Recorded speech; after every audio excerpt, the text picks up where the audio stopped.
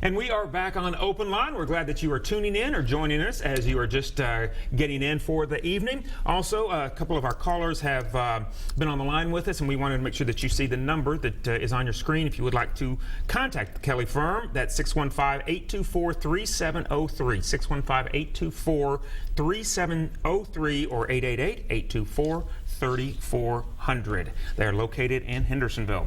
Now, we have a lot of people on the line with us. We are, if you're just tuning in right now, if you're just getting in, like I said, for the evening on a cold evening. We're talking about medical malpractice and things that can go wrong medically. Do you have, the right to sue? People sometimes have so many questions, often have so many questions. We're going to get to as many of those as we can, like we were saying a little bit earlier. So we're going right back to the phones. We're with Clint Kelly from the Kelly firm. Amanda is on the line with us. So Amanda, thanks for waiting patiently. And do you have a question or a comment this evening? Yes. Well, go right ahead. About 10 years ago, I had to have a partial hysterectomy, and the doctor cut me from belly down to my pelvis. I didn't find out until 3 years ago by accident that he was not a doctor at all. He wasn't a PA. He wasn't anything. He committed fraud. I'm just wondering how long that statute of limitations is, and is there anything I can do, because I have so much problems with my stomach. Well, Amanda, what is he? Does he have any type of health certificate? Any type of license? He didn't have any type of license at that time. What he had on his wall was fake. Wow. Where did this happen? In Carthage. Which hospital was it? It was the one that was across the river. Okay, there's Carthage General, and there's another one, I think, Smith County Medical Center. Smith County, I believe, is the one. All right. So he was not a physician, but this occurred in the hospital. Yes. All right. And you say it happened about 10 years ago, but you discovered it 3 years ago. Right. How did you find out about it? I have someone who is a PA that works there that had told me. Is this guy still working there? No. I don't even know where he is now. Someone has told me that he has actually went somewhere through the states or somewhere and has become a PA now. But at that time, he didn't have anything. Right. Amanda, did you try to consult with an attorney before calling the show within the last 3 years? No. Okay. No. To be honest with you, I didn't think nothing about it, and I just was flipping on the channel and I saw y'all on here. All right. Practicing medicine without a license is a crime. It's a criminal offense, so he could be charged with a crime. I don't know if it's a misdemeanor or felony, but it is definitely a crime.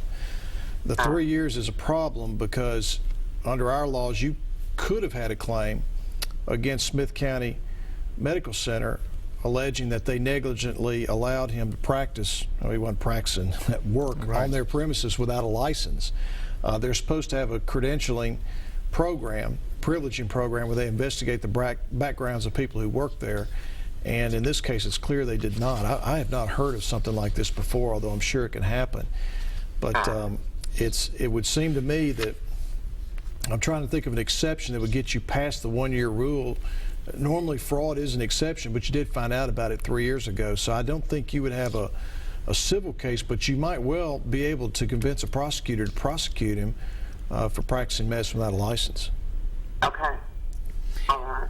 All right, thank you. Yeah, thanks so much, Amanda, for calling, and hopefully that gave you some helpful advice.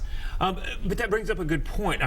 Does she need to now go in and investigate somewhat on her own and find out where this so-called physician was? If someone had done that to me, I would be knocking on the door at the prosecutor's office. I want to talk to the DA. Said, find this guy, and then I would also go to Smith County and to the hospital and say, do you know what happened to me?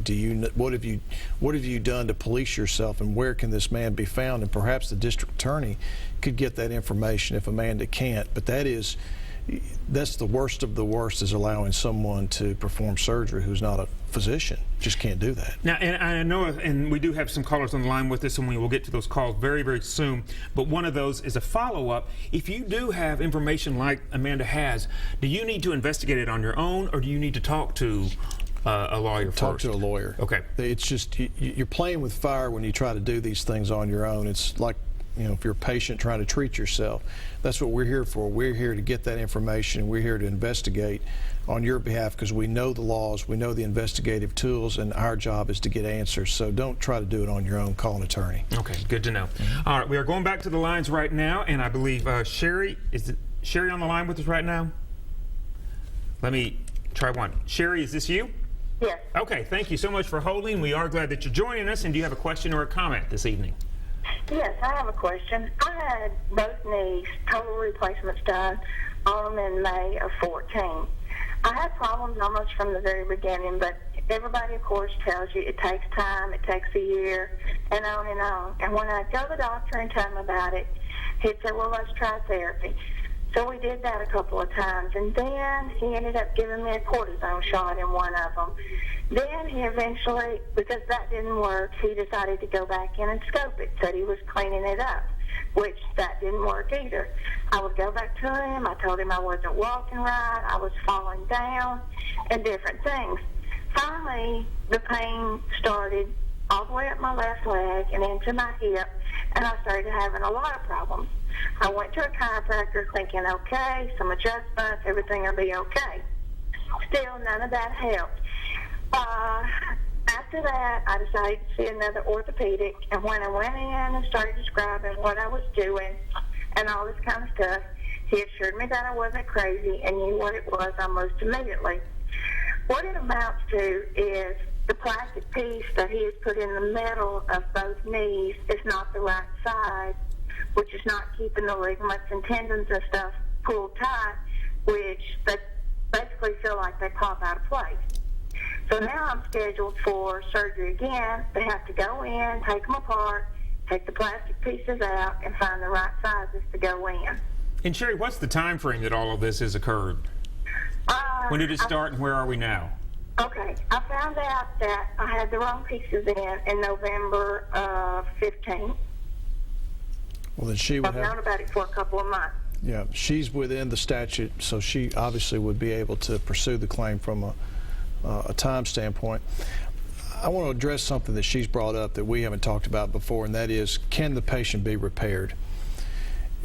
It's been my experience that patients who can be repaired, who make a substantial recovery or a complete recovery, juries don't compensate those patients, and I'll explain to you why. When juries hear these cases, a lot of times in their background, they have a family member or a friend who's been through a tough time. Some of them may have a relative who fought in Iraq and came back as an amputee, or someone who went through a horrible cancer crisis and died within a few months. And so they'll sit there and say, well, look, I've been through, or my family's been through tough things. Why are you coming here to sue? Why can't you just get over it? If the patient can't get over it, and the patient's left with a permanent catastrophic injury, permanently impaired, or there's been a death, juries will even the playing field. They're more receptive to these cases. But when someone has made a recovery, or most of a recovery, it's my experience, jurors say, go home. You're lucky. You did fine. And I don't think it's fair. I've never thought it's fair, because it doesn't make it right just because you can be repaired. I mean, if you've been harmed and you've suffered, there should be compensation. But with the system we have right now, Chuck, that's not going to happen. The system is really built for the big cases, the big damages, because the physicians in the hospitals and their attorneys can afford to drag these cases out and make you spend an exorbitant amount of money. And if the case isn't worth, a substantial amount of money, then they know that they can wait you out and basically bury you. And until we have some changes in the laws, cases like Sherry's, I suspect she'll make some recovery. She probably won't be 100%, but she'll make some. Cases like hers fall between the cracks. And we didn't get a chance to talk about that. And I hope the laws will change so that people like her will have viable cases, but right now it doesn't work. Okay.